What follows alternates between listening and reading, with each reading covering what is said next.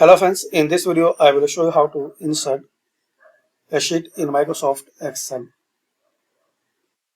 So very simple and easy way guys, you can insert, delete or rename any Microsoft worksheet, and also guys you can make a copy easily. So to insert a sheet, click this plus icon. In this bottom bar you will see the new sheet, click on it.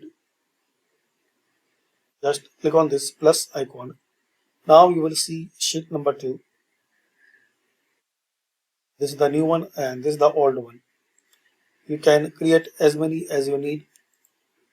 Just click on this plus icon like this.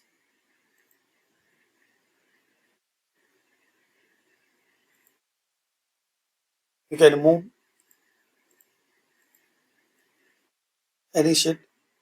You can change the number and order for any sheets. Just drag and drop. Like you want to make this sheet in the last, so just drag and drop that one. And once you right click on it, you can rename, delete, copy. Also you can see the code.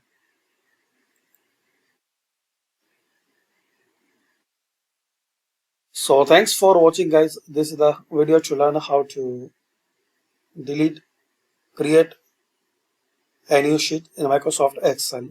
Thanks for watching.